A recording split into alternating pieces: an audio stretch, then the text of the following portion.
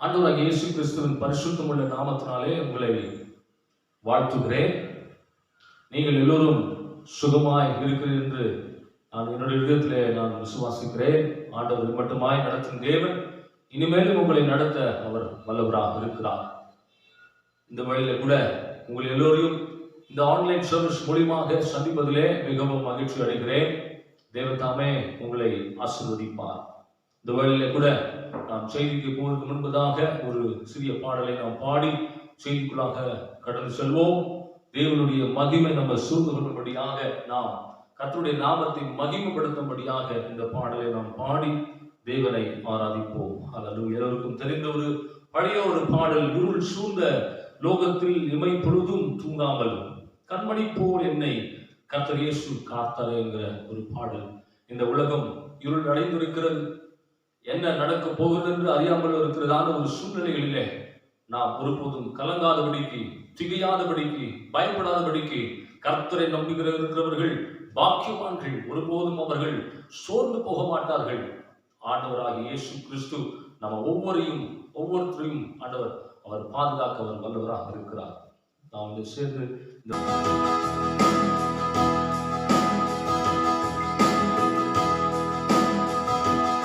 இருள் சூழ்ந்த லோகத்தில் இமை பொழுதும் தூங்காமல், இருள் சூழ்ந்த லோகத்தில்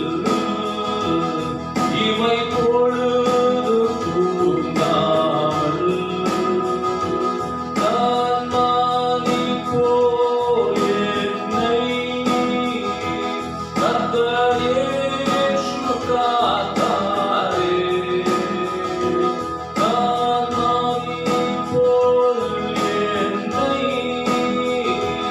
கர்த்தர் இயேசு காத்தாரே. காலங்களால் நிறைந்து காலமெல்லாம் பாடுவோம். காலங்களால் நிறைந்து காலமெல்லாம் பாடுவோம். எல்லோரும் சேர்ந்து பாடுவோம். அன்பிலே அன்பிலே என் இயேசு என்னோடு இருப்பதால், அன்பிலே அன்பிலே என் இயேசு என்னோடு இருப்பதால், மரண பல்லக்காகில் நான் நடந்த வேளைகளில், மரண பல்லக்காகில் நான் நடந்த வேளைகளில் கர்த்தர் இயேசு என்னோடு இருந்து தேற்றினார் தந்தோடினார். கர்த்தர் என்னோடு இருந்து தேற்றினார் தந்தோடினார். பாத்திரம் நிரம்பி வழிய ஆவியான அபிஷேகித்தார். பாத்திரம் நிரம்பி வழிய ஆவியில் அபிஷேகித்தார். சேர்த்து பாடுவோம். நம்புவேன் என் இயேசு என்னோடு இருப்பதால். அவரை மாத்திரம் நம்புங்க. நம்புவேன் நம்புவேன் என் இயேசு என்னோடு இருப்பதால். அலைகள் நம்மை மோதினால் கூட நம்முடைய படைகள் கர்த்தர் இருக்கிறார். நம்முடைய படைகள், நம்முடைய குடும்பத்தின் படைகளை கர்த்தர் இருக்கும் பொழுது நம்ம ஒருபோதும் அஞ்ச மாட்டோம், ஒருபோதும் பயப்பட மாட்டோம். என்றால் உன்னையும் என்னையும் உங்களையும் என்னையும் படைத்த கர்த்தர் நம்மோடு கூட இருக்கிறார். நம்மை வழிநடத்த அவர் வல்லமுள்ள தேவனாக இருக்கிறார். ஹல்லேலூயா Jesus.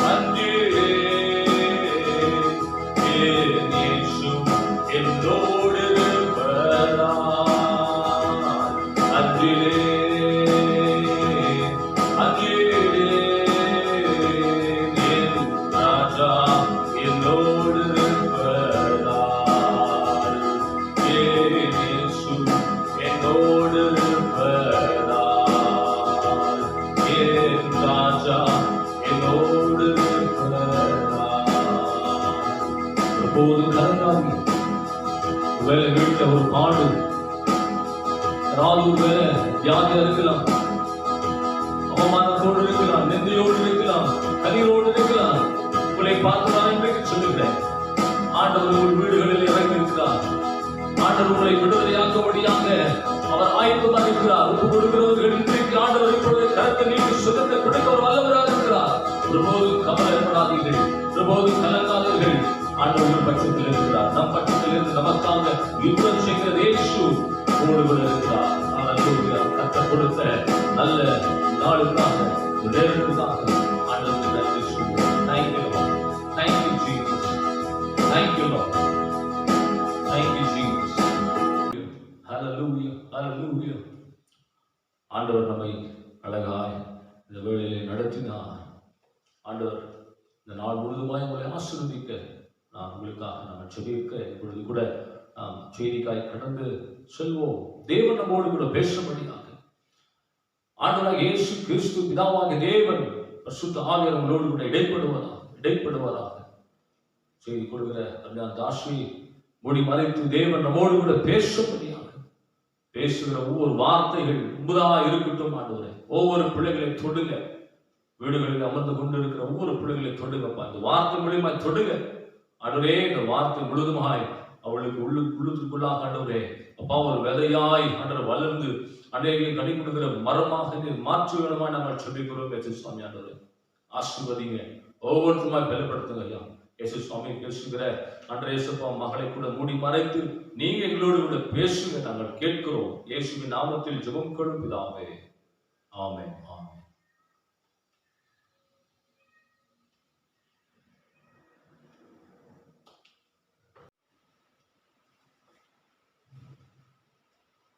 Praise the Lord. Greetings in the name of Jesus Christ to FAT family and to all those who are watching this broadcast. இன்றைக்கு இந்த செய்தி கர்த்தர் எனக்கு 2 வாரத்துக்கு முன்னாலே முன்பதாகவே கொடுத்தார். ஆனால் எனக்கு தெரியாது நான் ஆன்லைனில் ப்ரீச் பண்ண போகிறேன், லாக்டவுன் ஆயிருக்கும்னு எனக்கு தெரியாது. ஆனாலும் கர்த்தர் 2 வாரத்துக்கு முன்னால் இந்த செய்தியை கொடுத்தார் என்று சொன்னால் கர்த்தர் நிச்சயமாகவே இன்றைக்கு நீங்கள் பார்த்துக்கொண்ட யாருடைய கர்த்தர் இடைப்பட போகிறார், உங்களை பலப்படுத்த போகிறார். உங்களோட விசுவாசத்தை இந்த நாளில் இந்த செய்தி மூலியமாக கட்டி எழுப்ப போகிறார். ஹல்லேலூயா. இந்த நாளில் என்னோட செய்தியோட தலைப்பு பார்த்தோம் என்று சொன்னால், நான் ஆராதிக்கிற தேவன் என்னை தப்புவிக்க வல்லவராக இருக்கிறார். மறுபடியும் சொல்லுகிறேன், நான் ஆராதிக்கிற தேவன் என்னை விடுவிக்க தப்புவிக்க வல்லவராக இருக்கிறார். பாருங்க, இன்றைக்கு என்னோட செய்தி தானியேல் புத்தகத்திலிருந்து 6ஆம் அதிகாரத்திலிருந்து எடுக்கப்பட்டிருக்கு. ஏன்னா எல்லாருக்கும் தெரியும் 6ஆம் அதிகாரத்துல என்ன இருக்கு, தானியேல் எப்படி சிங்கக்கபில போடப்பட்டான், அவன் எப்படி அதுல இருந்து விடுவித்தார் கர்த்தர் அப்படின்னு சொல்லி எல்லாருக்கும் ஒரு தெரிந்த ஒரு கதை, எல்லா சிறு குழந்தைங்களுக்கும் பிடித்தமான ஒரு ஒரு ஒரு சம்பவம், ஒரு கதை என்று நம்ம சொல்லலாம். இன்றைக்கு கர்த்தர் இந்த இந்த இந்த செய்தி வழியாக கர்த்தர் தானியேலை எப்படி விடுவித்தார், எதற்காக விடுவித்தார் என்று நம்ம சொல்லி சில காரியத்தை பார்க்கிறோம். ஆனா செய்திக்கு போகிறதுக்கு முன்னாலே இந்த தானியேல் யார் அப்படின்னு சொல்லி சில காரியத்தை பார்க்கலாம். தானியேல் யார் என்று சொல்லி பார்க்கும் போதும், தானியேல் ஒரு யூதனா இருந்தார். அவரு தாவீது கோத்திரத்துல வந்த ஒரு மகன் தான் தானியேல். அவரை பார்க்கறதுக்கு ரொம்பவே அழகான ஒரு வாலிபனாய் காணப்பட்டார். அது மாற்றம் இல்ல, வெறும் பார்ப்பதில் அழகு மாற்றம் இல்ல, அவர் he was highly talented, he was highly knowledgeable, பயங்கர சிறந்த அறிவாளி என்று சொல்லலாம். he was gifted in all wisdom. அந்த அளவுக்கு ஒரு extremely talented guy தான் தானியேல். அது மாத்திரம் இல்ல, தானியேல் தாவீதின் சங்கதி மூலியமாக வந்தவர். அது மாத்திரம் இல்ல, எருசலேம் நெபுக்கத்நேசர் ராஜா சிறைப்படும் போதும் அநேகர் தேவாலயத்தில் உள்ள பொருட்கள் என்ன பண்ணாங்க, அவங்க பொருட்களை எடுத்துக்கொண்டு போவது மாற்றல, அநேகர் வாலிபர்கள் என்ன பண்ணாங்க, சிறைப்பட்டு கைதிகளாக பாபிலோனுக்கு கொண்டு போகப்பட்டதுல தானியேலும் ஒருவராக இருந்தார். சோ தானியேல் அங்க போன மாற்றமல்ல, அவர் அவரோட தாளந்தினால, அவரோட அறிவினால அவர் என்ன பண்ணார், எல்லா காரியத்திலும் உயர்த்தப்பட்டார். அவர் ஒரு கவர்னரா மாறினார் அந்த இடத்துல. ஏன்னா because he was highly talented, he was knowledgeable, he was outstanding. அதனால நெபுக்கத்நேசருக்கு பின்பு பெல்ஷாத்சார் வந்தாரு, அதுக்கப்புறம் தரியு ராஜா வந்தார். அந்த பாருங்க தரியு ராஜா பார்த்தாரு, தானியேலுக்குள்ள ஒரு விசேஷமான ஆவியை பார்த்தார். he saw an excellent spirit அப்படின்னு ஆங்கிலத்துல சொல்லுகிறது. ஆகையால அந்த காரியத்தை பார்க்கும்போது இவர் எப்படி ஆகிலும் எல்லா ராஜ்யத்திற்கும் மேலாக இவரை உயர்த்தணும் அப்படின்ற ஒரு எண்ணம் கொண்டாராம். பாருங்க, அவர் வெறும் எண்ணம் கொண்டாராம். he was just thinking in his mind to promote Daniel. அத அறிந்த அந்த உள்ள இருக்கிற எல்லா அதிபதிகள் என்ன பண்ணாங்கன்னா, இதை அறிந்து அவருக்கு விரோதமாக ஒரு திட்டத்தை எழுப்பினார் என்று வசனம் சொல்லப்பட்டிருக்கு. பாருங்க, இன்றைக்கு நம்ம ஒரு பிரச்சனையில கடந்து போய் கொண்டிருக்கிறோம் என்று நம்ம சொல்வோம் என்று சொன்னா, நம்மளுக்கு ஒரு பிரச்சனை மேல பிரச்சனை, போராட்டங்கள் மேல போராட்டங்கள் என்று சொன்னா, ஒன்று மாத்திரம் நீங்க புரிந்து கொள்ளுங்க, உங்களுடைய அதிசயம், உங்களுடைய அற்புதம், உங்களுடைய விடுதலை, உங்களுடைய சுகம் ரொம்ப சமீபமா இருக்கிறது என்று நீங்க புரிந்து கொள்ள வேண்டும். பிரச்சனைகளை பார்த்து நீங்க பயப்படாதீங்க. ஏன் இந்த பிரச்சனை, ஏன் இந்த பிரச்சனைக்கு மேல பிரச்சனை, ஒரு பிரச்சனை ஓய்ந்தா இன்னொரு பிரச்சனை வருகிறது என்று பயப்படாதீங்க பிரியமானவர்களே. நான் சொல்லுகிறேன், இன்றைக்கு பிசாசானுக்கு தெரியும், நீங்க ஏதோ ஒரு காரியத்துல உங்களை கர்த்தர் உயர்த்த போகிறான், கர்த்தர் உங்களை ஆசீர்வதிக்க போகிறான். நீங்க ஜெபித்துக் கொண்டு இருக்கிற அந்த ஜெபத்துக்கு கர்த்தர் பதில் கொடுக்கிற நேரம் வந்துவிட்டது என்று சத்ருவனுக்கு தெரிந்து அறிந்து புரிந்து இப்பேற்பட்ட ஆட்களை எழுப்பும்படி, அவருக்கு விரோதமா எழும்பும்படி அவன் செய்கிறான். பிரியமானவர்கள், நீங்க சோர்ந்து போக கூடாது. இதேதான் பார்வோன் ராஜாக்குள்ள ஆனது. பார்வோன் ராஜாக்கு he was able to sense, யாரோ ஒருத்தர் என் இஸ்ரவேல் ஜனங்களை என்னிடத்துல இருந்து மீட்டு கொண்டு போகிறாங்க என்று சொல்லி அந்த நாட்டுல எல்லாருக்கும் ஒரு கட்டளைட்டார், எல்லா ஆண் கொள்ளைகளை என்ன பண்ணணும், நீங்க கொள்ள வேண்டும் என்று சொல்லி. அது மாத்திரம் இல்ல, மருத்துவ மலர்ச்சிக்கு, அதாவது மிட்வைஃப்ஸ் சொல்றாரு, if they were instructed என்ன அப்படின்னு சொன்னாக்கா, you are on duty when you see a male child born, அப்பத்துக்கு அப்புறம் என்ன பண்ணுங்க, சாகடிச்சிடுங்க. ஒரு குழந்தை கூட, ஒரு ஆண் குழந்தை கூட விட்டு விடக்கூடாது. because he was able to sense, அவருக்கு தெரியும் ஏதோ ஒரு காரியம் நடக்க போகிறது, ஏதோ ஒரு காரியம் நடக்கிறது, இஸ்ரவேல் ஜனங்களை யாரோ ஒருத்தர் விடுவிப்பான் என்று அவன் அறிந்தபடியால். ஏன்னா பிசாசுக்கு நல்லா தெரியும், he can sense your blessing, he can sense your deliverance is close to you, is close by you என்று சொல்லி அவன் அறிந்திருக்கிறபடியா சில காரியத்தை தூண்டுகிறான். அதனால பிரியமானவர்களே, சோர்ந்து போகாதீங்க. பிரச்சனை வருகிறதா, போராட்டங்கள் இருக்கிறீங்களா, கண்ணீரோடு இருக்கிறீங்களா, துயரத்தோடு இருக்கிறீங்களா, கவலைப்படாதீங்க. கர்த்தர் சொல்லுகிற காரியம் என்னன்னா, உங்களோட ஆசீர்வாதத்துக்கான நேரம் இது, உங்களுக்கு விடுதலைக்காக நேரம், உங்களோட அற்புதத்துக்காக நேரம் என்று சொல்லுகிறார். அநேக சகோதர சகோதரிங்க, உங்களோட விசுவாசத்தை இழந்து நிற்கிறீங்க, உங்களோட விசுவாசத்தை கட்டி எழுப்பும்படிக்கு கர்த்தர் சொல்லுகிறார், நீங்க ஆராதிக்கிற தேவன் உன்னை விடுவிக்க வல்லமுள்ளவராய் இருக்கிறார். உன்னை அந்த பிரச்சனத்துல விடுவிக்க கர்த்தர் வல்லமுள்ளவராய் இருக்கிறார். இன்றைக்கு உங்களுடைய விசுவாசத்தை கட்டி எழுப்பும்படிக்குதான் என் மூலியமாக, இந்த செய்தி மூலியமாக கர்த்தர் உங்களோட இடைப்பட்டுக் கொண்டிருக்கிறார். அது மாத்திரம் இல்ல, தானியேலுக்கு விரோதமாக அநேக திட்டங்கள் அதிபதிகள் பண்ணார்கள். என்ன என்று சொல்லி பார்க்கும்போது, ஒரு ராயல் ஸ்டாச்சுவை பண்ணி என்ன பண்ணலாம் அப்படின்னு சொன்னாக்கா, எல்லாருக்கும் தெரியும், அந்த அதிபதிகள் எல்லாம் தெரியும், தானியேல் எப்பேறு பெற்றவன், எப்பேறு பெற்ற ஜெபிக்கிற மகன் என்று அறிந்திருக்கிறபடியால் அவங்க எல்லாம் ஒரு திட்டம் போட்டாங்க, இவன் எப்படியும் ஜெபிப்பான், அந்த தேவனை பார்த்து, அவனோட உயிருள்ள தேவனை பார்த்து எப்படியும் ஜெபிக்க போறான். ஆகையினால நம்ம ஒரு வகை தேடி ஒரு காரியத்தை நம்ம பிளாட் பண்ணலாம் அப்படின்னு சொல்லி அவனுக்கு விரோதமா எழுப்புகிறாங்க. அது என்னன்னு சொல்லி பார்க்கும் போதோ, ஒரு பெரிய ராயல் ஸ்டாச்சு பண்ணி, யாரும் இந்த ஸ்டாச்சு தவிர, அதாவது இந்த ராஜாவை தவிர வேற எந்த தேவனுக்கும் வேற எந்த மனுஷனுக்கும் விண்ணப்பத்தை ஏறெடுக்க கூடாது என்று ஒரு கட்டளையை அவர்கள் விடுத்தார். அதுக்கு ராஜா என்ன பண்ணாரு, அவர் அதுக்கு சைன் போட்டாரு. ஹல்லேலூயா. நான் இன்றைக்கு ஒரு காரியத்தை சொல்றேன், நீங்க எப்பேறு வச்ச காரியத்துல எவ்வளவு நபர்கள் உங்களுக்கு விரோதமா எழுந்தனாலும் வசனம் சொல்லுகிறது, கர்த்தருடைய சார்பில் இருக்கும் போதோ உங்களுக்கு எதிராய் நிற்பவன் யார்? எவ்வளவு பெரிய கூட்டங்கள் எழுப்பினாலும் உங்களுக்கு விரோதமாய் நிற்பவன் யார்? உங்க படகுல இயேசு சுவாமி இருக்கிறார் என்று சொன்னார், உங்களை தொடுகிறவன் யார்? வசனம் சொல்லுகிறது செக்காரியால, உன்னை தொடுகிறவன் கர்த்தருடைய கண்மணியை தொடுகிறான், உங்களை கர்த்தர் சேதப்படுத்த விட மாட்டார். எப்பேற்பட்ட நபர்கள் எத்தனை விதமான திட்டங்கள் போட்டாலும் கவலைப்படாதீங்க, உங்களோட படகுல இருக்கிறவர் நம் இயேசு கிறிஸ்து, உங்களை விடுவிக்க அவர் வல்லவராய் இருக்கிறார். ஹல்லேலூயா. பயப்படாதீங்க. எல்லா திட்டத்தை காட்டிலும் உன்னையும் என்னையும் படைத்த ஆண்டவர் பெரியவராய் இருக்கிறார். இந்த கால வேளையில அழாதீங்க, பயப்படாதீங்க, பிரச்சனை பார்த்து சோர்ந்து விடாதீங்க. பாருங்க, அன்றைக்கு தானியேலுக்கு விரோதமாக இப்பேற்பட்ட ஒரு திட்டத்தை ஏற்படுத்தினாலும் தானியேல் தானியேல் என்ன செய்தார் தெரியுமா? வசனம் சொல்லுகிறது, தானியேல் 6:10 அவர் வழக்கத்தின்படியே அவர் வீட்டறைக்குள்ள போய் முழங்காலிட்டு எருசலேம் கதவெல்லாம் திறந்து எருசலேமுக்கு நேராக அவர் ஜெபித்தார். அது ஒரு கஷ்டமா இருந்தா, 3 வேளை ஜெபிப்பது ஒரு கஷ்டமா இருந்தா பாருங்க, அவர் பயந்து போகல. ஐயோ சைன் பண்ணிட்டுக்கிறாங்களே டிகிரி, இது என்ன ஆகும் அப்படின்னு சொல்லி அவர் பயப்படல, அவர் திகைல, ஐயோ அழல, இந்த பிரச்சனை குறித்து கர்த்தர் சமூகத்துல விண்ணப்பத்தை கூட ஏறெடுக்கல. வழக்கத்தின்படி அவர் ஜெபிக்க ஆரம்பித்தாராம். It did not affect him, it did not trouble him. He was very well composed. He knows, because I am not a man pleaser, I am a God pleaser. Hallelujah. மனுஷனை பிரியப்படுத்துகிற மனுஷன் தானியேல் அல்லவே அல்லங்க. அவர் கர்த்தருக்கு பிரியமான காரியங்களை செய்கிற ஒரு மகன். அதனால தான் கலாத்தியர் 1:10 சொல்லுகிறது, இன்றைக்கு நான் வசனம் விதமா சொல்லுது, மனுஷரை பிரியப்படுத்த பார்க்கிலும் தேவனை பிரியப்படுத்தும் போது அவருக்கு நம்ம உண்மையான ஊழியரா இருக்கிறோம் என்று வசனம் சொல்லுகிறது. ஒரு சம்பவத்துல நம்ம பார்க்கிறோம், அப்போஸ்தலர் நடவடிக்கையில 4:19 யோவானும் பேதுருக்கும் ஒரு கட்டளை வருகிறது, நீ இயேசு பற்றி போதிக்க கூடாது, இயேசு பற்றி அறிவிக்க கூடாது என்று அவர்கள் சொல்லும் போதோ அவர் அழகான ஒரு காரியத்தை சொல்றாங்க. என்ன சொல்றாருன்னு சொன்னா, உங்களுக்கு செவி கொடுக்கிறதை பார்க்கிலும் கர்த்தர் முன்பதாக இது நியாயமா இருக்குமா? உங்களோட பேச்சை கேட்கறது காட்டிலும் கர்த்தர் பார்வையில் இது நியாயமா இருக்குமா என்று அவர்களை பார்த்து கேட்டு அதுக்கு கொஞ்சம் கூட சற்று கூட பயந்து விடாதபடிக்கு அவர் தொடர்ந்து கர்த்தரை பற்றி அவர்கள் பிரசங்கித்தார்கள். பாருங்க, இன்றைக்கு நீங்க பயப்படாதீங்க. எந்த மனுஷன் எப்பேற்பட்ட திட்டத்தை உங்களுக்கு விரோதமாக, உங்க குடும்பத்துக்கு விரோதமாக, உங்கள் வீடு ஊழியத்துக்கு விரோதமாக, உங்களுடைய சபைக்கு விரோதமாக செயல்பட்டாலும் நீங்க மனுஷ காலத்துல உங்க ஒப்பு கொடுக்காதீங்க.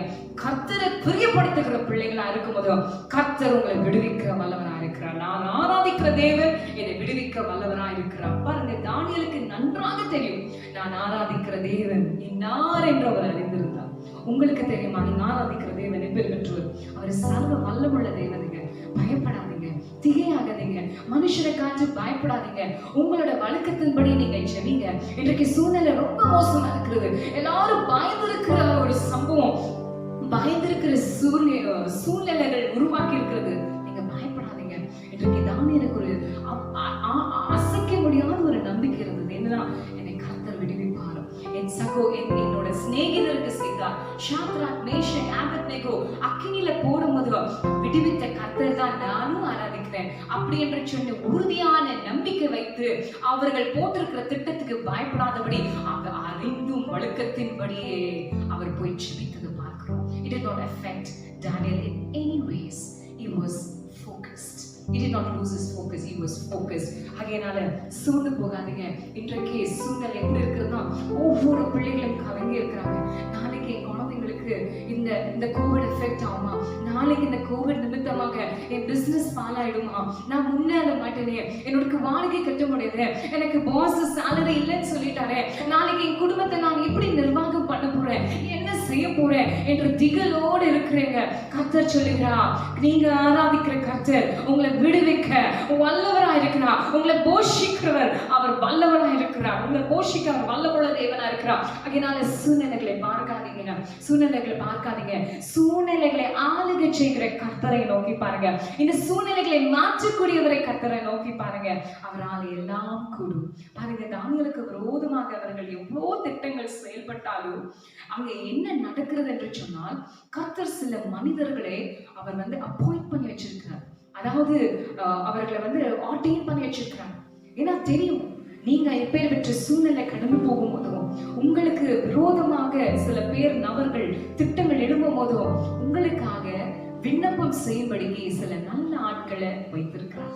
பாருங்க, தரியு ராஜா அவர் தான் சிக்னேச்சர் போட்டார், அவர் தான் டிகிரி பாஸ் பண்ணாரு. ஆனா அவர் என்ன பண்ணாருனாக்கா, அவர் வகை தேடினார். வசனம் சொல்லுகிறது, தானியேல் 6:14 அவர் அநேக pass he was trying to find out how can I rescue, how can I deliver Daniel, எப்படி தானியேலை நான் விடுவிக்க முடியும் அப்படின்ற காரியத்தை அவர் அநேக ஈவினிங் வரைக்கும் அவரு பார்த்து கொண்டே இருந்தார். எப்படி நான் ரெஸ்கியூ பண்ணலாம் அப்படின்னு சொல்லி. பாருங்க, உங்களுக்கு விரோதமா யார் எழும்புறாரோ கர்த்தர் அவர்கள் மூலியமாக உங்க சார்பில உங்களோட நன்மைக்கு அவரை ஜெபிக்கும் வைக்கும்படி, உங்களுக்கு நன்மை செய்யும்படி கர்த்தர் தலைகீழாய் மாற்றுவார். நீங்க பயப்படாதீங்க, அந்த நபரை பார்த்து பயப்படாதீங்க, பிரச்சனைகளை பார்த்து பயப்படாதீங்க, இந்த பேண்டமிக் சிச்சுவேஷனை பார்த்து பயப்படாதீங்க. இதுவே கர்த்தர் உங்களுக்கு சாதக சாதகமாக மாற்ற என் தேவன் வல்லமுள்ளவராக இருக்கிறார். பாருங்க, தரியு ராஜாவுக்கு விரோதமாக எழுதி அதை சைன் பண்ணாலும் இவருக்கு ராத்திரியெல்லாம் நிద్ర செய்யவே முடியல, அவரால் சாப்பிட முடியல, தூங்க முடியல, சமாதானத்துல இருக்க முடியல. பாருங்க, கர்த்தர் சில ஆட்களை இப்படியாக உங்களுக்கு வைத்திருக்கிறார். ஏன்னா யார் உங்களை எப்படி பாக்குறாங்களோ எனக்கு தெரியாது, உங்களை கொண்ட நோக்கங்கள் எப்படி இருக்குதுன்னு தெரியாது, என்னை கொண்டு கூட ஜனங்க என்னை பற்றி எப்படி பாக்குறாங்கன்னு தெரியல. ஆனா கர்த்தரோட பார்வையில நாங்க மிகவும் கனப்பற்றவர்கள். அதுதான் ஏசாயா 43:4 சொல்லுகிறது, நீர் என் பார்வைக்கு கனப்பட்டு இருக்கிறபடியா, நீ என் பார்வைக்கு அருமையா இருக்கிறபடியா நீ கனப்பெற்றிருக்கிறாய் என்று வசனம் சொல்கிறது. பிரியமானவர்களே, இன்றைக்கு நம்ம கர்த்தருடைய பார்வையில அருமையா இருக்கிறோம். நம்ம எல்லாம் we are chosen people, we are precious, we are valuable people in the sight of God, and that's the reason we are being honored. அதனால யார் உங்களை எப்படி பார்க்கறாங்க, உங்களை சின்னதா பார்க்கறாங்களா, இல்ல அசட்டத்தனத்துல பார்க்கறாங்களா, உங்களை கேலி பரியாசம் பண்றாங்களா, இந்த மகன் அவ்வளவுதான், இந்த மகன் அப்படிதான் அப்படின்னு சொல்லி உங்களை தாழ்வாக பேசினாலும் பரவாயில்ல, நீங்க கர்த்தருடைய பார்வையில கனம் பெற்றிருக்கிறீர்கள். அல்லேலூயா.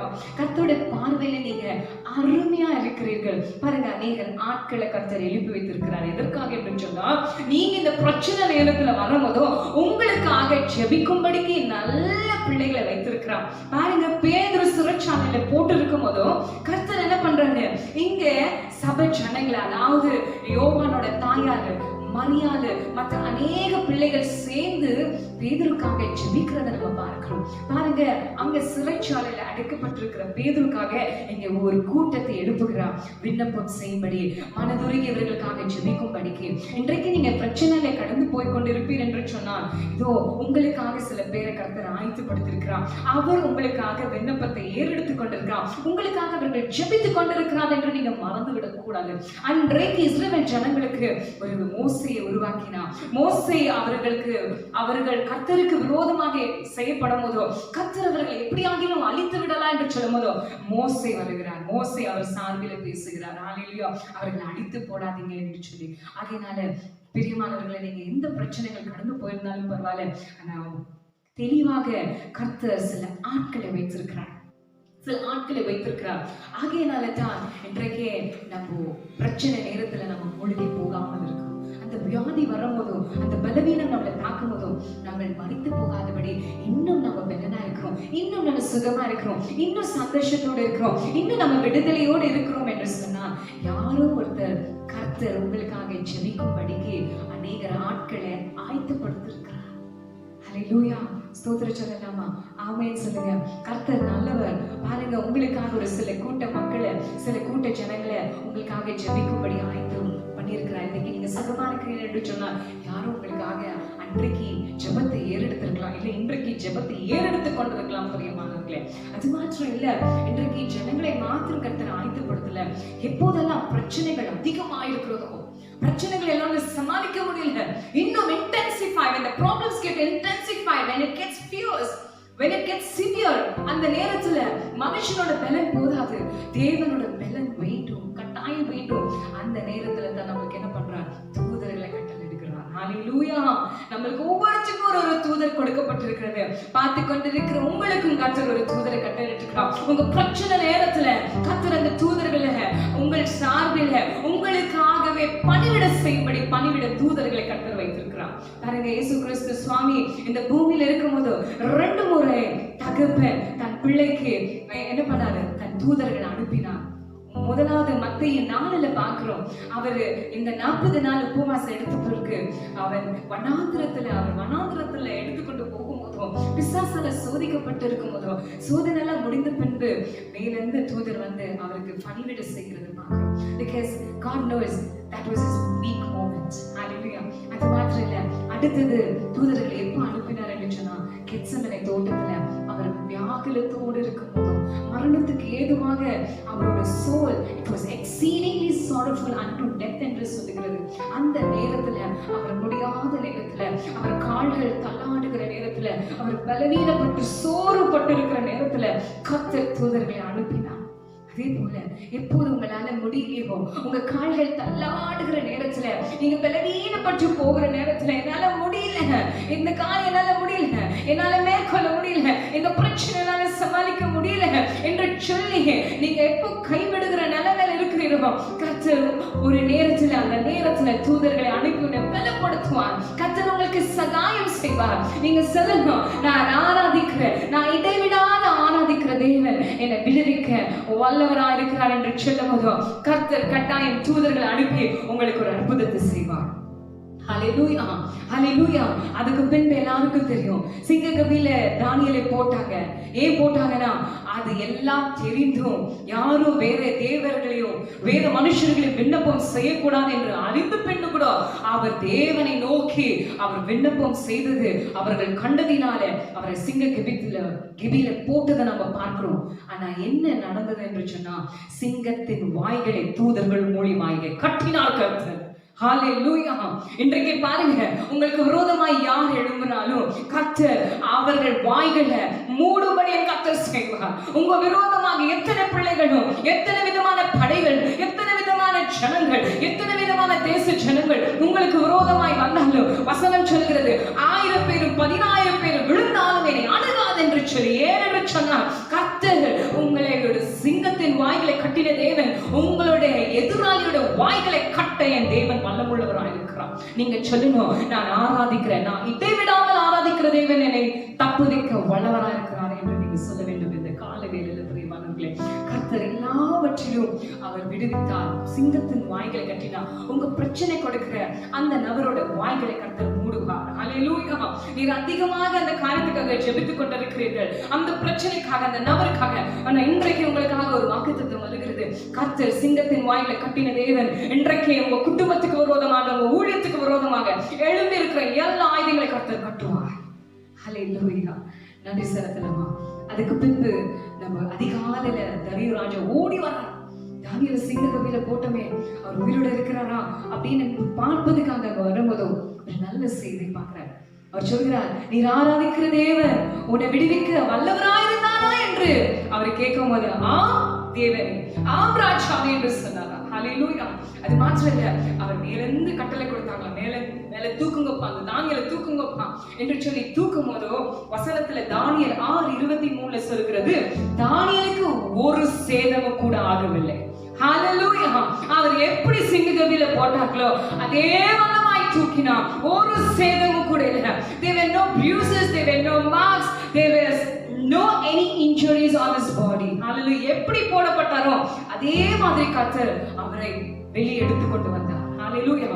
ஆனா ஒண்ணு மாத்திரம் நிச்சயம், வனாந்திரத்துல போகணும். நம்ம சிங்க கவியில கர்த்தர் விடுவார், அக்கினியில விடுவார், தண்ணீர்ல விடுவார், எல்லா காரியம் நடக்கும், வனாந்திர வாழ்க்கை இருக்கும். ஆனாலும் அந்த வனாந்திர வாழ்க்கை, அந்த தண்ணீர் உங்களை மேற்கொள்ளாது, அந்த அக்கினி உங்களை மேற்கொள்ளாது. பிரியமானவர்களே, பயப்படாதீங்க. ஏனென்று சொன்னா, நீங்க ஆராதிக்கிற தேவன் உங்களை விடுவிக்க வல்லவர். நீங்க இந்த காரியத்தை சொல்லிக்கொண்டே இருக்கணும். பிரச்சனை நேரத்துல சொல்லிக்கொண்டே இருங்க, நான் இடைவிடாமல் ஆராதிக்க கர்த்தர் என்னை விடுவிக்க வல்லவரா இருக்கிறார். பாருங்க, ஒரு சேதம் கூட தானியேலுக்கு ஆகல. எப்படி போடப்பட்டாரோ அப்படியே மேல வந்தார். அது மாற்றம் இல்ல. ஷத்ராக் மேஷாக் நடந்தது என்னன்னு நம்ம எல்லாம் வாசிக்கிறோம். அவங்க பாருங்க, ஒரு காரியத்தை பாருங்க, இந்த தானியேல், இந்த ஷத்ராக் மேஷாக் ஆபேத்நேகோவை கட்டி போட்டு அக்கினியில போடுறாங்க. 7 மடங்கு சூடாக்கப்பட்ட அந்த நெருப்புல போடுறவர்கள், அதை தூக்கி போடுறவர்களுக்கு என்ன ஆச்சுன்னு பார்க்கும்போது அவர்கள் சுட்டெரிந்தார்கள், அவர்கள் மாண்டு போனார்கள், அவர்கள் செத்து போனார்களாம். ஆனால் போடப்பட்ட நபரோ அந்த அக்கினியில எப்படி இருந்தார்கள் என்று சொன்னா, அந்த அக்கினியில இருந்து வெளியே வரும்போதோ எந்த ஒரு புகை நாற்றமோ அவர் மீது இல்லை என்று வசனம் சொல்லுகிறது. There was no smell of the fire on them. Hallelujah. Give a big clap offering and a thank offering to the Lord Jesus. Hallelujah. இந்த வசனத்தை எழுதும் போது என் கண்களிலே கண்ணீர் வடிக்க ஆரம்பித்தது. பிரியமானவர்களே, அப்பா, நம்ம ஆராதிக்கிற தேவன் எப்படி பாருங்க, நீங்க புரிந்து கொள்ளுங்க. கர்த்தர் எவ்வளவு நல்லவரா இருக்கிறார், எவ்வளவு வல்லமுள்ள தேவரா இருக்கிறார். அவருக்கு கூடாத காரியங்கள் ஒன்றுமில்லை, அவர் செயல்படாத காரியங்கள் ஒன்றுமில்லை. அந்த நாளில போடப்பட்ட நபர்கள் இறந்து போனார்கள். ஆனா அக்கினியில் இருந்த பிள்ளைகள் ஒரு சேதமும் ஆகவில்லை. அவர்கள் எப்படி போனார்களோ அதே வண்ணமாய் திரும்பி போனார்கள். இந்த கால வேளையில நான் சொல்லுகிற பிரியமானவர்களே, நீங்க போய்கொண்டிருக்கிற பிரச்சனைகள் எதுவா இருந்தாலும், போராட்டங்கள் எதுவா இருந்தாலும் அது உங்களை சேதப்படுத்தாது. அதை இன்னும் உங்களை பலமாய் கட்டி எழுப்போம், இன்னுமாய் உங்களை ஆசீர்வதிக்கும், இன்னுமாய் உங்களை உங்களை ஆவிக்குரிய ரீதியில உங்களை பலப்படுத்துகிற காரியமா இருக்கும். சோர்ந்து போகாதீங்க. இந்த பிரச்சனை பிரச்சனை உங்களை உடைப்பதுக்கல்ல, உங்களை உருவாக்குவதற்காக தான் கர்த்தர் அந்த வனாந்தர வாழ்க்கை, அந்த கண்ணீரான பாதைகள், அந்த அந்த அக்னி, அந்த தண்ணீர்ல உங்களை கர்த்தர் ஏன் விட்டார் எப்படி சொன்னாக்கா, அந்த காரியத்தின் மூலியமாக உங்களை ஆசீர்வதிக்கும்படி, உன்னை இன்னுமாய் உயர்த்தும்படிக்கு, பெரிய காரியங்களை செய்யும்படி. அது மாத்திரம் இல்ல, பாருங்க, தானியேலுக்கு விரோதமா யாரெல்லாம் என்னெல்லாம் திட்டம் போட்டாங்களா அதெல்லாம் ஒன்று கூட வாய்க்கல. ஆனா நடந்தது என்ன தெரியுமா? அந்த தானியேல் புத்தகத்துல 6:27 நம்ம வாசிக்கிறோம். நடந்த ஒரு காரியம், sorry, I think it is Daniel 24, I think, if I'm not wrong, 24 or 25. அத நம்ம பார்க்கும் போதோ அந்த தானியேல் வந்துட்டு யாரெல்லாம் திட்டம் போட்டாங்க, இவரோட கெரியரை நாசம் பண்ணிடணும், இவரோட எல்லா காரியம் நாசம் பண்ணிடணும், இது இருக்கிற விட இருக்கக்கூடாதுன்னு யாரெல்லாம் நினைத்தாரோ, எந்த அதிபதிகள் எல்லாம் நினைத்தாரோ, ராஜா அவர்கள் எல்லாம் கூப்பிட்டு என்ன சொன்னாரு, அவர்களை என்ன பண்ணுங்க, தானியேல் ஆராதிக்கிற தேவன் தான் எல்லாரும் ஆராதிக்கணும். அது மாத்திரம் இல்ல, இந்த தானியேலுக்கு விரோதமாக செயல்பட்டவர்கள் எல்லாம் கொண்டு வாங்க. அது மாத்திரம் இல்ல, அவர்களை மாத்திரம் இல்ல, அவரோட மனைவி, அவரோட பிள்ளைகள் எல்லாரும் என்ன பண்ணாங்க, அந்த சிங்கக்கவியில போட்டாங்க. அவங்க அந்த சிங்கக்கவியில போட்டு கீழே வரத்துக்குள்ளவே வசனம் சொல்லுகிறது, அந்த சிங்கங்கள் எல்லாம் அவரோட போன்ஸ, ஒவ்வொரு போன்ஸையும், ஒவ்வொரு எலும்புகளையும் உடைத்து போட்டதாம். It says all the bones were broken, not just one, just not few, some, but all the bones were broken into pieces. பாருங்க, உங்களுக்கு விரோதமா எழும்புகிற எந்த ஆயுதமும் வாய்க்காமல் போகும். ஹalleluya. ஏனென்று சொன்னால் நீங்க விசேஷித்தமானவர்கள், அவர் பார்வையில அருமையா இருக்கிறபடியால் கர்த்தர் உங்களை விடுவிக்க ஒரு வல்லமுள்ளவரா இருக்கா. ஏனென்று சொன்னால் நீங்க அபிஷேகப்பட்ட பிள்ளைகள், நீங்க சாதாரணமானவர்கள் அல்ல. உங்களுக்கு இந்த உலகம் எப்படி பார்க்கிறது இல்லை, உங்க குடும்பங்கள் எப்படி பார்க்கிறது, உங்க சொந்த பந்தங்கள் உங்களை எப்படி பார்க்கிறது இல்லை. ஆனா கர்த்தர் பார்க்கிற பார்வையோ உங்கள் மீது அது விசேஷமா இருக்கிறது. ஆகையினால நீங்க சொல்லணும், நான் ஆராதிக்கிற தேவன் என்னை விடுவிக்க தப்புவிக்க வல்லவராய் இருக்கிறார் என்று சொல்லி. பாருங்க, வசனம் சொல்லுகிறது, the many are the afflictions of the righteous, but God will deliver out of all of them. அப்படியாக நீதிமானுக்கு வர உபத்திரங்கள் அநேகமா இருக்கும். ஆனா கர்த்தர் அதுல இருந்து ஒவ்வொரு காரியத்திலிருந்து விடுதலையாக்குறவரா இருக்கிறார், விடுவிக்கிறவரா இருக்கிறார். இந்த நாளிலே தானியேலை விடுவித்த தேவன் தான் உன்னையும் என்னையும் விடுவிக்க வல்லவரா இருக்கிறார். அதே தேவனத்தை நாங்கள் ஆராதிக்கிறோம். அவர் நேற்றும் என்றும் என்றென்றைக்கும் மாறாதவர்.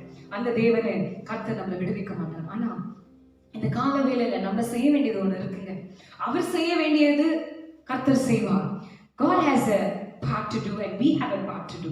அவர் செய்ய வேண்டிய காரியத்தை அவர் செய்வார், நம்ம செய்ய வேண்டிய காரியத்தை நம்ம செய்யணும். நம்ம செய்ய வேண்டிய காரியம் என்னன்னாக்கா, பாருங்க, தானியேல் புத்தகத்துல தானியேல் பத்தி இருக்கிறது. அவர் எப்படி இருந்தார் என்று சொன்னா, ராஜாக்கு முன்பதாகவும் தேவனுக்கு முன்பதாகவும் அவர் வந்து ஒரு நீதியாக இருந்தார். He was righteous before earthly king and the heavenly king.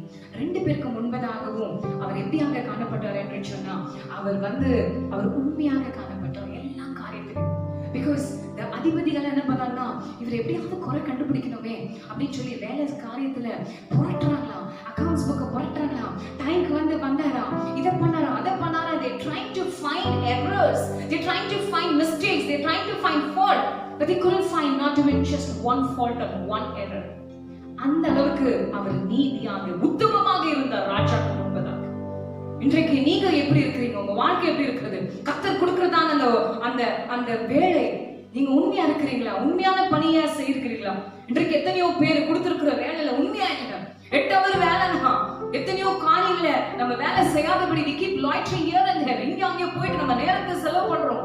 which so many people are not working and getting salary. So many people are misusing the company's things and stuffs and products. எத்தனையோ பேர் others ரொம்ப அநீதியா இருக்கிறாங்க அவங்க வேலை ஸ்தலத்துல. அப்படி இல்லாதபடி நம்ம எல்லா காரியத்திலும் சின்ன சின்ன காரியத்துல கூட உண்மையா இருந்தா அநேக காரியத்துல கர்த்தர் நம்மளை அதிபதியா மாற்றுவார். பாருங்க, எல்லா காரியத்திலையும் தானியேல் உண்மையா இருந்தபடியால் கர்த்தர் அவரை விடுவித்தார். இன்றைக்கு நீங்க ஆராதிக்கிற தேவன் உங்களை விடுவிக்க வேண்டும் என்று சொன்னால், உங்களோட கொடுத்திருக்கிற இந்த பூமியில கொடுத்திருக்கிற எல்லா காரியத்திலையும் நீங்க உண்மையா இருக்க வேண்டும். உங்க கம்பெனிக்கு நீங்க உண்மையா இருக்க வேண்டும். உங்களுக்கு கொடுத்திருக்கிற குடும்பத்துல நீங்க உண்மையா இருக்க வேண்டும். உங்க சொந்தங்கள் பந்தங்களுக்குள்ள நீங்க உண்மையா நீங்க இருக்கும் போது தான் கர்த்தர் உங்களை விடுவிக்க வல்லவரா இருக்கிறார். அது மாத்திரம் இல்ல, ராஜாக்கு முன்பதாக மாற்றம் அவங்க உண்மையா இல்ல, தேவன் முன்பதாக கூட அவர் உத்தமமாய் காணப்பட்டபடியா கர்த்தர் அவரை விடுவித்தார். வசனம் சொல்லுகிறது, தானியேல் 1ஆம் அதிகாரத்துல நம்ம வாசிக்கும் போதோ அவர் எப்படி இருந்தாலும் அவர் வரும்போதே சொல்றாராம், ராஜாவோட உணவை எனக்கு கொடுக்காதீங்க, என்னை தீட்டுப்படுத்திடாதீங்க, எனக்கு வேண்டாம், அந்த உணவு வேண்டாம், எனக்கு வெறும் வெஜிடபிள்ஸ் வெறும் ஹெர்ப்ஸ் கொடுத்தா எங்களுக்கு போதும் அப்படின்னு சொல்லி தீட்டுப்படுத்திக்கல அவருக்கு விருப்பம் இல்லை. So he distinguished himself from the rest of the people. ராஜாக்கு முன்னால மாற்றம் இல்லை, அவர் தேவனுக்கு முன்னால கூட பரிசுத்தனா இருந்தார், பரிசுத்தரா இருந்தார், நீதியா இருந்தார். அது மாத்திரம் இல்ல, தானியேல் 5:1 அங்க இருக்கிற ராஜாத்தி சொல்லுகிறா ஒரு காரியம். 5:11 அவனுக்குள் பரிசுத்த தேவனுடைய ஆவி இருக்கிறது என்று சொல்லி அவர்கள் வந்து சாட்சி கொடுக்குறாங்க தானியேலுக்கு. என்னன்னு சொல்லி கொடுக்குறாங்க? அவனுக்குள்ள யாரோட ஆவி இருக்கிறதா? பரிசுத்த தேவனுடைய ஆவி அவனுக்குள்ள இருக்கிறது. What a testimony. Today can people look at you and say, தேவனோட ஆவி உங்களுக்குள்ள இருக்கிறது என்று சொல்ல முடியுமா? தேவனோட பரிசுத்த ஆவி அந்த சகோதரிக்குள்ள இருக்கிறது, அந்த சகோதரனுக்குள்ள இருக்கிறது, அந்த வாலிப மகனுக்குள்ள இருக்கிறது, அந்த வாலிப மகளுக்குள்ள இருக்கிறது என்று மற்றவர்கள் உங்களை பார்த்து சொல்ல முடியுமா? இன்றைக்கு உங்களோட வாழ்க்கை ஜீவன் எப்படி இருக்கிறது? கர்த்தருக்கு முன்னால நல்லா இருக்கிறதா? இல்ல உலகத்தின் காரியத்துல எப்படி இருக்கீங்க? கர்த்தருடைய காரியத்துல நீங்க எப்படி இருக்கீங்க? வசனம் சொல்லுகிறது, உங்களே நீங்களே ஆராய்ந்து பார்த்தால் நியாயம் தீர்க்கப்படும். So you need to judge yourself. Nobody is going to judge you. Nobody is going to assess you. நம்மளே நியாயம் தீர்க்கப்படணும். நம்மளோட வாழ்க்கை எப்படி இருக்கு? வசனம் மார்க் 12 நினைக்கிறேன், 12:17 சொல்லுகிறது, ராயனது கூடிய தேவன் தேவனுடைய காரியத்தை கொடுக்கணும் அப்படின்னு. Render what belongs to Caesar and give what belongs to God.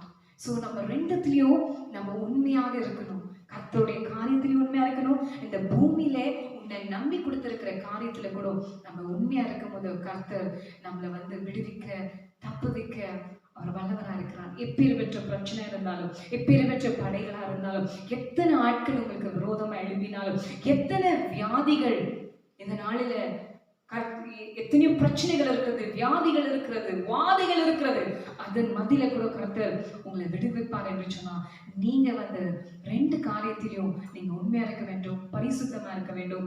அப்படி இருக்கும்போது கண்டிப்பா நான் சொல்றேன், நம்ம ஆராதிக்கிற, இடைவிடாமல் ஆராதிக்கிற கர்த்தர் நம்ம எல்லா காரியத்திலையும் தப்புவிக்க வல்லவரா இருக்கிறார். இன்றைக்கு நம்ம பயப்பட வேண்டியதுதான் தேவையில்லை.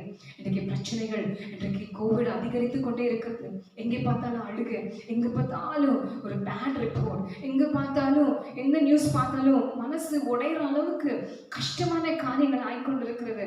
இன்றைக்கு நம்ம என்ன பண்ணணும்? ரெண்டு காரியத்துல நீதியா உத்தமமா இருக்கிறது மாற்றில சிறை அவர்களுக்காக நம்ம சிறையில சொல்லி, we need to stand in the gap on behalf of them and pray for them, intercede for them. ஆகையினால அவங்களுக்கு ஜெபிக்க முடியாதவர்களுக்கு நம்ம ஜெபிக்க வேண்டும். we need to be a voice for the voiceless. ஹல்லேலூயா. ஆகையினால இன்றைக்கு நம்ம சற்று யோசித்து பார்க்க வேண்டும், என்னோட வாழ்க்கை எப்படி இருக்கிறது கர்த்தர் முன்பதாக. இன்றைக்கு பூமியில இன்றைக்கு ஒரு நபர் என்னை பார்த்தா அவர் சாட்சி கொடுக்க முடியுமா? பரிசுத்த தேவனோட ஆவி எனக்குள்ள இருக்கிறது என்று ஜனங்க சொல்ல முடியுமா?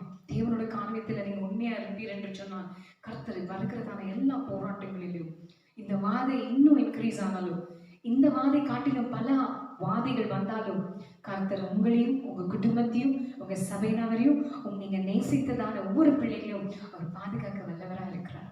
ஹல்லேலூயா. இன்றைக்கு நீங்க கண்களை மூடி கரங்களை உயர்த்தி அவரை நோக்கி பார்க்கலாமா? இந்த அருமையான காலங்களை கொடுத்திருக்கிறார். இன்றைக்கு நம்ம சபைகளில நம்ம ஆராதிக்கலானாலும், சபைகளில கூடி வந்து நம்ம ஜெபிக்காவிட்டாலும் இன்றைக்கு நல்ல தருணத்தை கொடுத்திருக்கிறான். லாக்டவுன் என்ற பேரில் நம்மளுக்கு ஒரு நல்ல தருணத்தை கொடுத்திருக்கிறான்.